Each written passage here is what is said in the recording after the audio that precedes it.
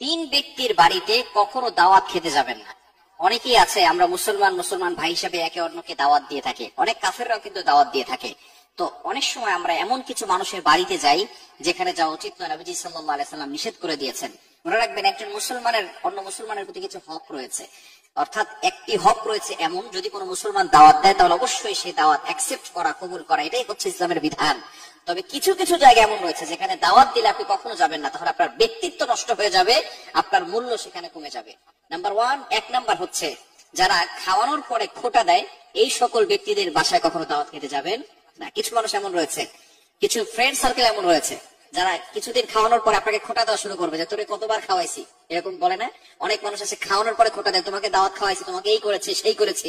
যারা খাওয়ানোর পরে খোটা দেয় তারা আপনার ব্যক্তিত্ব সে বজায় রাখতে পারবে না, আপনার ব্যক্তিত্ব নষ্ট করে ফেলবে। আপনাকে দাওয়াত খাওয়ানোর পরে পরবর্তী সময় অনেক মানুষের সামনে হয়তো আপনাকে বলে ফেলতে পারে যে তোমাকে আমি দাওয়াত খাওয়াইছি, তোমাকে আমি এটা করেছি সেটা করেছি, আপনার ব্যক্তিত্ব নষ্ট হবে। এই জন্য যারা খাওয়ানোর পরে খোটা দেয় তাদের দাওয়াতে কখনো আপনি অ্যাটেন্ড করবেন না, অংশগ্রহণ করবেন না।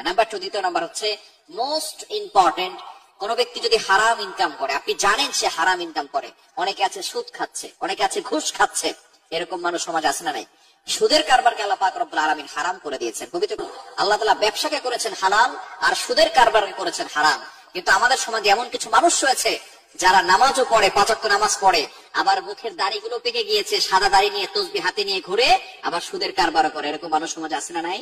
সুদের কথা বলে ইমাম সাহেবের চাকরি থাকে না, খতিব সাহেবের খতিবতা শেষ হয়ে যায়। সুতরাং যারা সুদের কারবার করে, নবীজি সাল্লাল্লাহু আলাইহি ওয়াসাল্লাম জানিয়ে দিয়েছেন যে আপন মায়ের সাথে জিনা করলে যে গুনাহ হয় তার থেকেও ভয়ঙ্কর গুনাহ আল্লাহ পাক রব্বুল আলামিন তাদের আমলনামায় লিখে দেন। এই জন্য অবশ্যই সুদের গুনাহ যারা করে তাদের বাসায় কখনো দাওয়াত খেতে যাবেন না।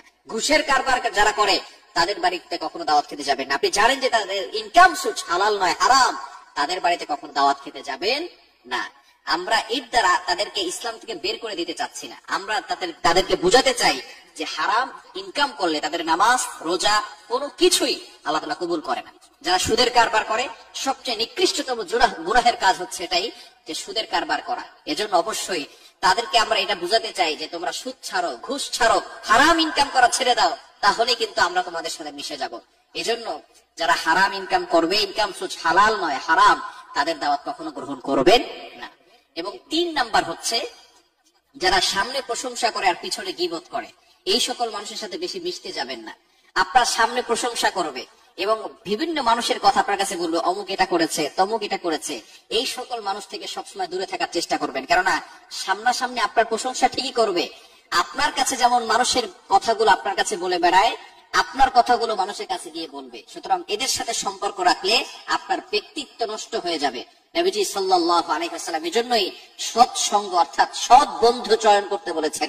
যে বন্ধুকে দেখলে যখনই দেখবেন সময় খারাপ যাচ্ছে, 5 ওয়াক্ত নামাজের পরে একটি সূরার আমল করবেন, ইনশাআল্লাহ আল্লাহ তাআলা আপনার সময়কে ভালো করে দিবেন।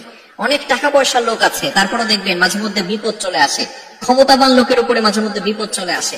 বিপদ এটা হচ্ছে আল্লাহ তাআলার পক্ষ থেকে একটা পরীক্ষা, আপনাকে হতাশ হওয়া যাবে না। Never lose hope, never give up.